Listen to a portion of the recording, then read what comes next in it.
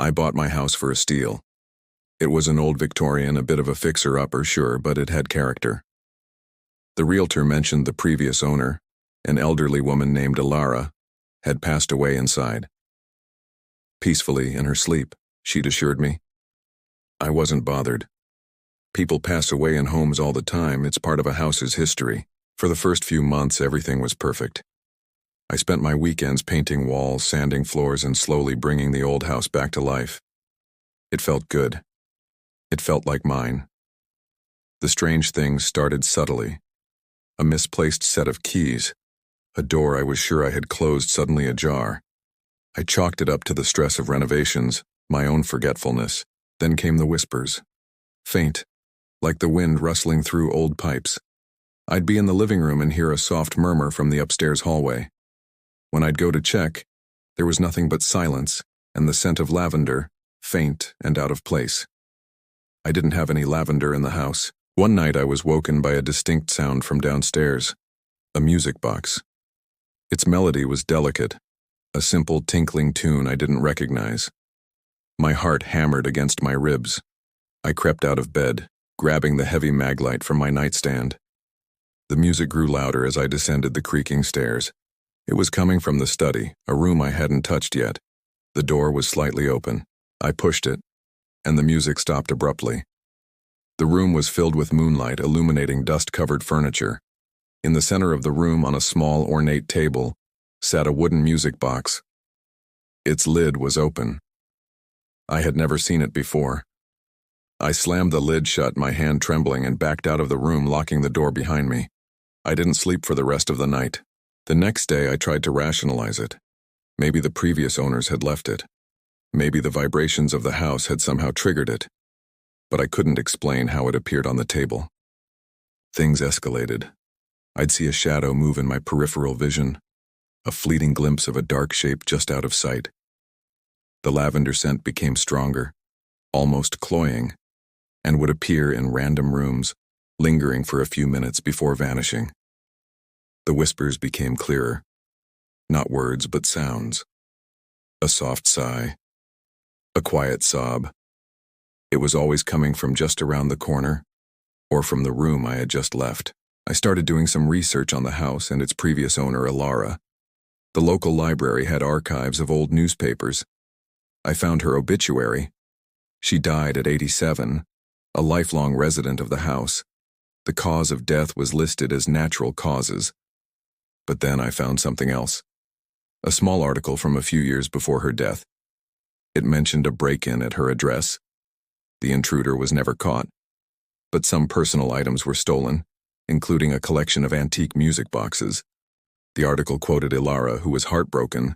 She said one of them was a gift from her late husband, and it was her most treasured possession. A chill snaked down my spine.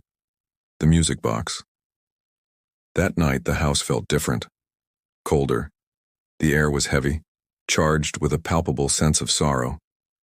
I was in the kitchen making tea when I heard it again. Not the music box, but a woman's weeping. It was coming from upstairs. It was so real, so full of despair that for a moment I forgot to be scared. I just felt a wave of empathy. Against my better judgment, I went upstairs. The crying led me to the master bedroom, my bedroom. The door was closed. As I reached for the handle, the crying stopped. I opened the door to an empty, silent room. But the scent of lavender was overwhelming. And there on my pillow was a single, fresh lavender sprig. I couldn't take it anymore. This wasn't just a haunted house, it was a grieving one. The entity here wasn't malicious. It was sad. It was Alara, searching for something she had lost.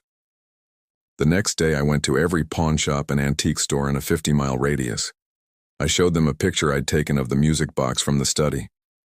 It was a long shot, I knew, but I had to try.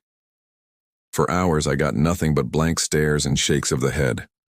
I was about to give up when, in the back of a dusty, cluttered shop in the next town over, an old man recognized it. "Ah, yes," he said, peering at my phone through his spectacles. "I remember this piece. Beautiful inlay. Bought it from a nervous young man a few years back. Said he found it." He led me to a glass case, and there it was. A small, elegant box with a silver ballerina on top. It looked nothing like the one in my study. The shop owner explained the one in my house was a common replica. This one was the real deal. I paid his asking price without a second thought. My hands were shaking as I drove home. I walked straight to the study, unlocked the door, and placed the antique music box on the table next to its counterfeit. I gently opened the lid. A new melody filled the room, sweeter and more complex than the other. It was beautiful. As the final notes faded, the air in the room seemed to lighten. A soft breeze, carrying the scent of lavender, wafted through the open window and then was gone. The heavy, sorrowful presence that had filled my home for weeks simply vanished. It was replaced by a profound sense of peace, of release. I've lived in this house for 5 years now. The whispers and shadows are gone. Every now and then, when the house is quiet, I'll catch a faint, pleasant scent of lavender, like a gentle thank you. I never moved the 2 music boxes from the study. They sit side by side on the little table, a reminder that a home isn't just made of wood and nails, but of the lives and memories contained within its walls. And sometimes, those memories just need a little help finding peace. Thanks for sticking with me through that story. If you enjoyed it, please hit that like button and consider subscribing for more tales from the shadows. Let me know in the comments if you've ever had an experience you just couldn't explain. Stay safe, and see you next time.